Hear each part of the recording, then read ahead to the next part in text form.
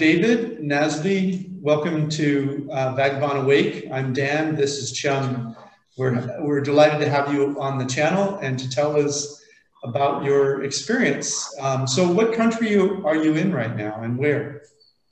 Well, we're in Mexico. We're in the state of Quintana Roo, and it's part of the Mayan Riviera, and we're just about 35 kilometers south of Cancun, in between Cancun and Playa del Carmen. Okay, okay. And how did you pick that area?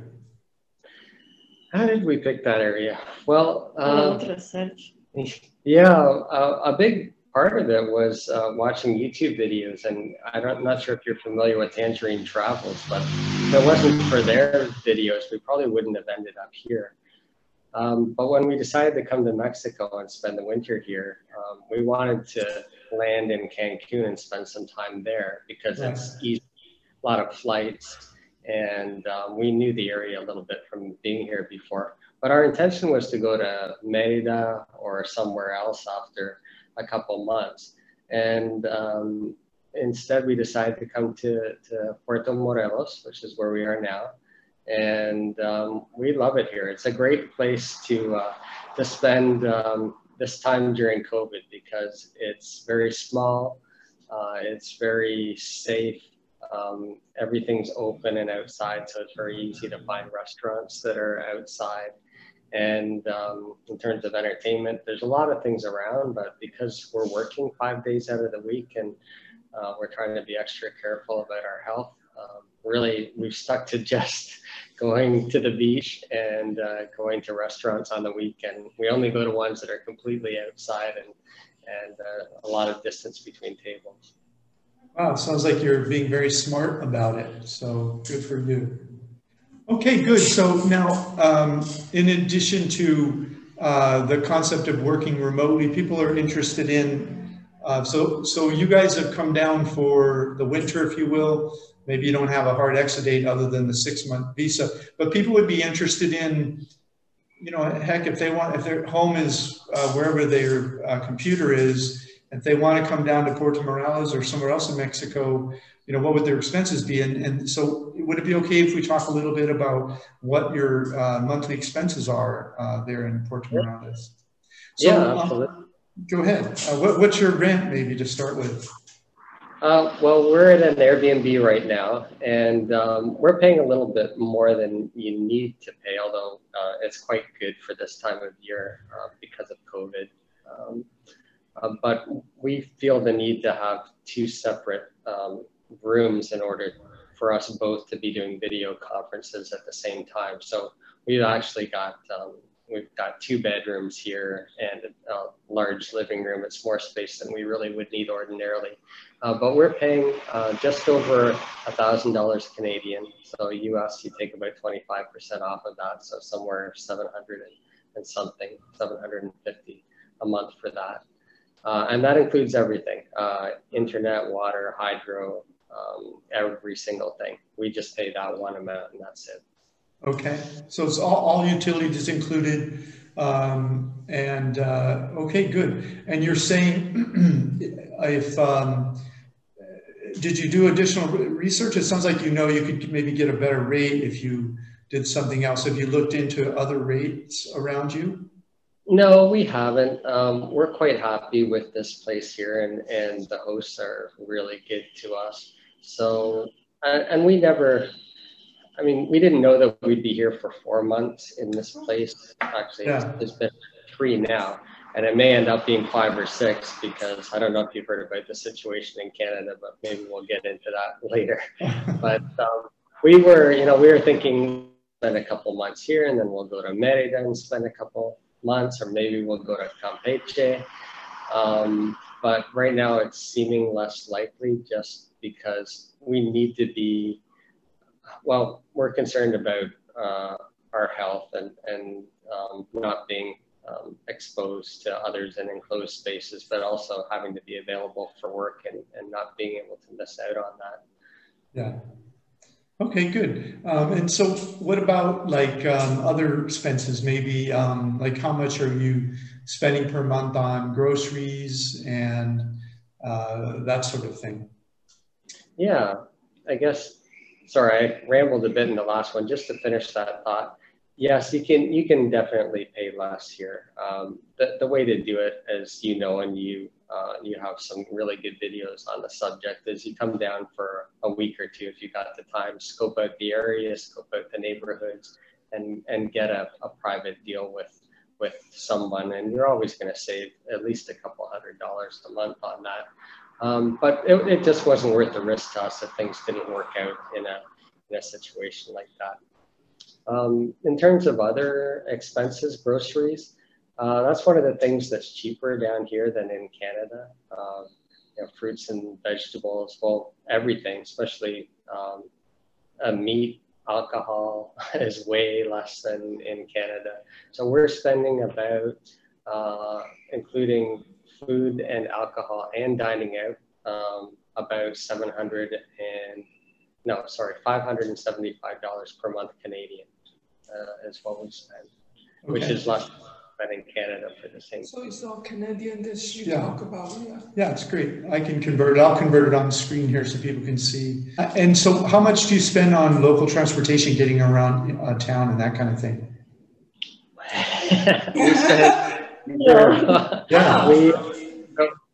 So one of the bonuses that came with this property is that there's 2 bicycles at our disposal. Wow, this is a lot of money. Everywhere. Yeah, but it's quite cheap otherwise. I mean, it's walkable anywhere in town here. But if you don't want to walk and you don't have other transportation, you can take a 𝗂𝐿ectivo bus for 8 pesos, I think it is, and that'll take you anywhere in town. Taxis are also quite cheap as well. Right, right. Yeah, that's Mexico. I love the colectivos. Yeah. And how about, let's see, you've already talked about restaurants outside the meal. Can you think of, or outside the home? So have you thought, can you think of anything else you spend money on since you've been here that might be interesting for people to know the cost of? We don't go in a tour. No, I mean, normally we would be, and it's driving us a little bit crazy because every weekend comes and we think, okay, we should go and do something. There's cenotes, there's snorkeling excursions, we could go to Playa del Carmen. But we haven't done anything like we normally would because we don't want to be in a group with other people. We don't have our own car here, so we haven't spent on that. We're minimalists and we're backpackers, so we brought down a couple of backpacks and that's it. So we don't buy souvenirs and clothing either to bring back home. So we don't have any other expenses other than our food, rent here, and then going out to restaurants, and a few odds and ends like buying a snorkel has been it so far. Right. And so it sounds like what you said earlier, you just go to the store, buy the food, and you're experiencing nature, the beautiful nature that's here. Is that the beach? And especially the beach is so beautiful, yeah, and less crowd than the Cancun and Playa del Carmen. Yeah, the beach is very beautiful. No doubt about it. Yeah. The nice thing is you can go there on a day like today, for example, and there's nobody within 30 to 50 yards of you. And if you wanted, you could walk a little bit further away and have it even more to yourself. Yeah, it's great. Yeah. Yeah. Now, in addition to your connection to online, you two actually met online, didn't you? Why don't you tell us the short version of that? The short version. Well, the short version is that Nancy was my Spanish professor, my Spanish teacher. But the slightly longer version was that I was in my mid-40s at the time, so maybe 12 or 13 years ago.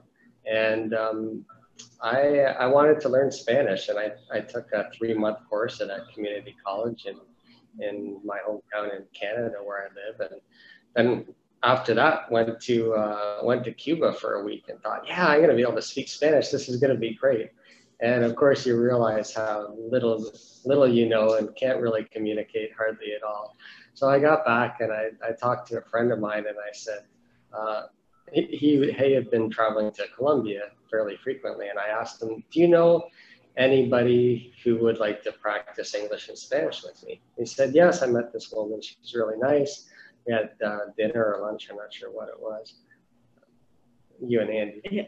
Yes, a dinner. A dinner, okay. So anyway, introduced us by email. This was at the very, very beginning of Facebook. It didn't even have a Facebook profile. We exchanged emails, and eventually after 6 or 7 months, we did some video chats on Facebook. And I went down to meet her 9 months after we first started practicing English just by email, English and Spanish. And that was it for me. Yes, exactly. Yeah. So we've been married for 10 years now, and we live together in Canada. Yeah. It sounds like you're both still working. How long have you been working remotely, and how long until you retire, if you're even thinking about that yet? Oh, definitely thinking about retiring. I'm a big proponent of the FIRE movement, financial independence, retire early. Unfortunately, I discovered it too late in my life, and I'm not going to be able to retire too much earlier than the normal retirement age. But so I focus more on the FI part. So yeah, I'm in my late 50s. I hope to retire in about 3 or 4 years, or at least downshift to working part-time. When we started working remotely was back March 15th, I guess it was. Yes. Yeah, we went into the office, and COVID was happening, and they said, look, we're going to close down the offices and everyone's going to work remotely. And our company is a tech company.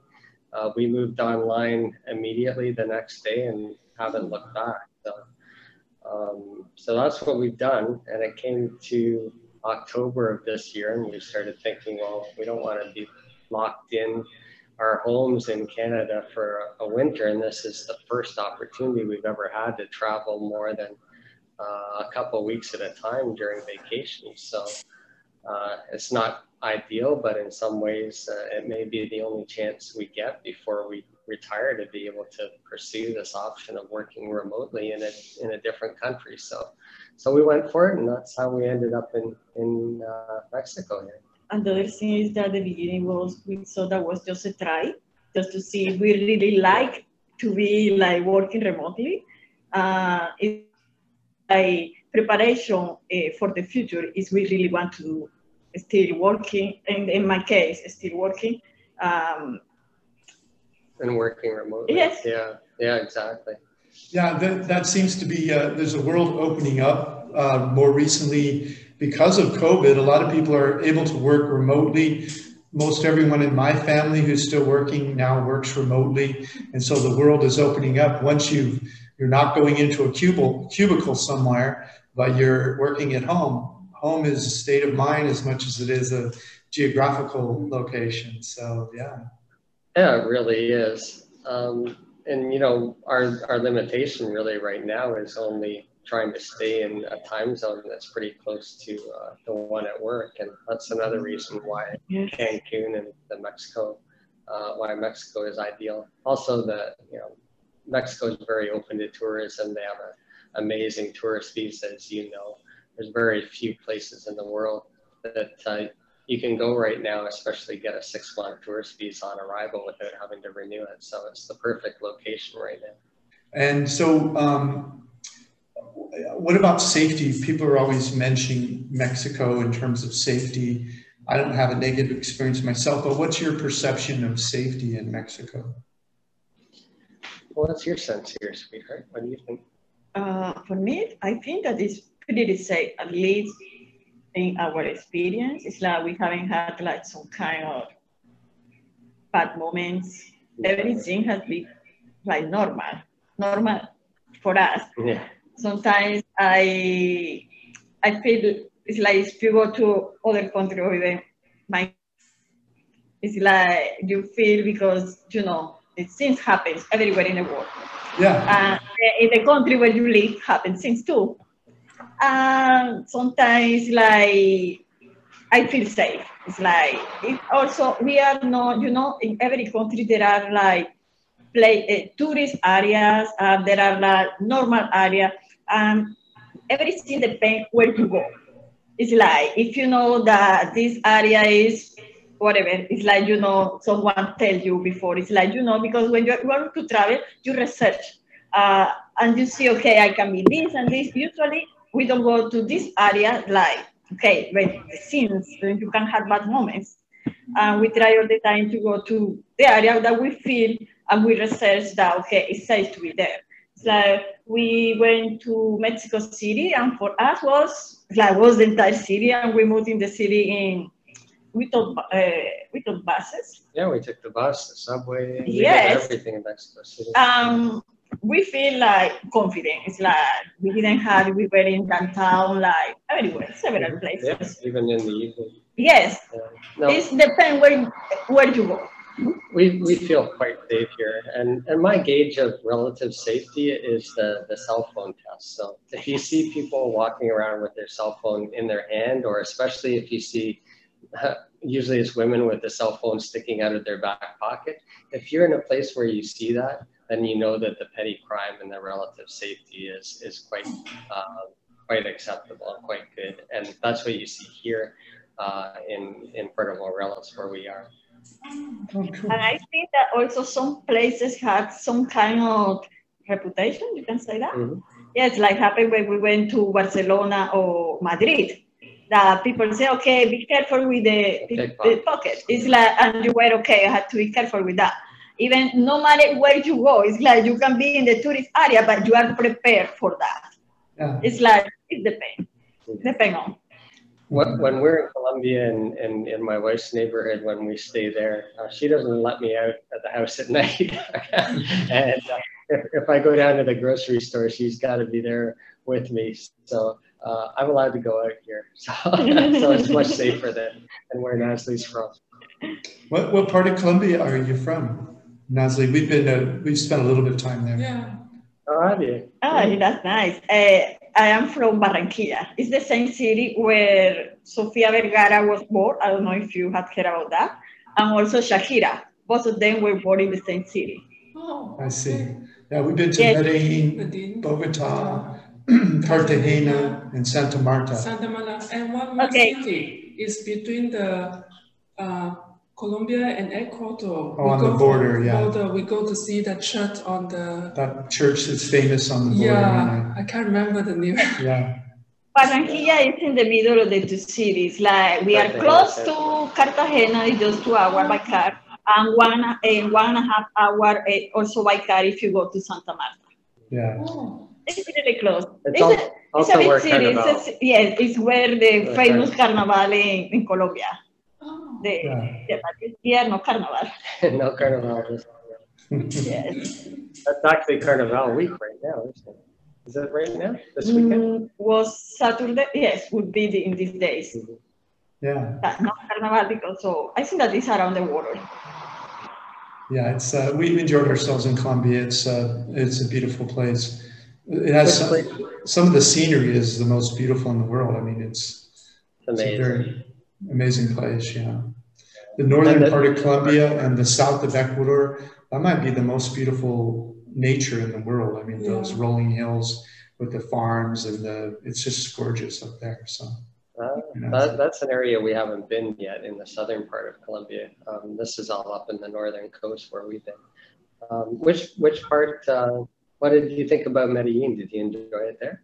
I enjoyed it. It was lovely. I think I maybe liked it a little more than 𝗙 did. But there's a little town north of there. I'm not going to remember the name of it, but it's where that huge rock is. 𝗏𝗏. Oh man, that's amazing. It's a beautiful. They have these. 𝗏𝗏 del Peñol. Yeah. 𝗏𝗏 del Peñol. Yeah, it's a gorgeous area. Have you been then?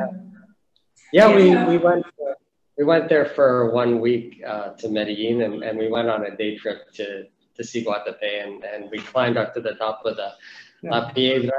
That's quite a hike. It's beautiful views there. It's a beautiful area. And then the town, all the colors, and then they paint their occupation on the front of their house. Wow, it's a very charming place. And we also have celebrate our New Year Eve in Colombia. We're walking on the small town, and we go out in the midnight, and then they're having a party, and then they invite us to go to their party.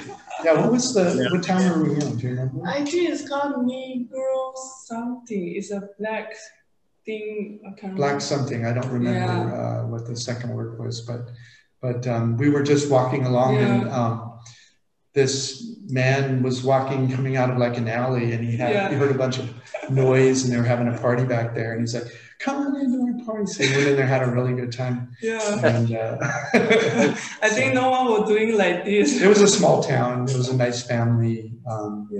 They were obviously doing okay money-wise. They had a beautiful house, and all their friends were there.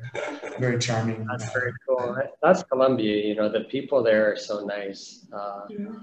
It's just a couple percent of the people that cause a lot of difficulties. But I found the people there to be amongst the nicest in the world that I've ever met.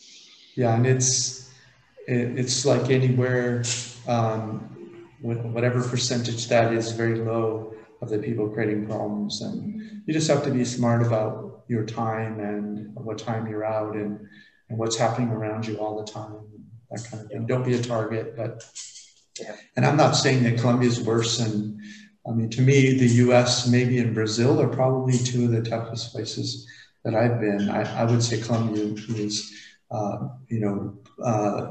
maybe a little safer than parts of the U.S. and parts of Brazil I've been to. So despite all of the media about Colombia, I don't think it's as dangerous. Well, thanks so much for taking the time, David and Nazila. Do you say Nazli? Nazli. Nazli. Thanks so much for taking the time to tell us your story. We really appreciate it. Well, thank you for having us, and thank you for what you do. You know, well, for me, I just enjoy watching the videos so much, and I've learned so much, and plan to continue learning, and hopefully when we transition to working less and traveling more, we'll get in touch again. Yeah, for sure. Thank you very much for what you do. Appreciate it. Thank you. Let us know where you go next, or if you extend or whatever. Oh, yeah. Well, have a great evening. Bye-bye. Thank you. Take care, guys. Thanks for listening. This is Dan of Vagabond Awake. Again, the YouTube channel for Vagabond Buddha. Please like, comment, or subscribe. And we have retired cheap reports all over the world. And come check out our membership. Thanks for watching my video. Have a great day. Click the link in the notes below this YouTube video to get a copy of all the resources described in this video and a free copy of my ebook, How I Fired My Boss and Traveled the World. And while you're there, check out our 80 retired cheap reports and the course that teaches you how to make money as you travel the world.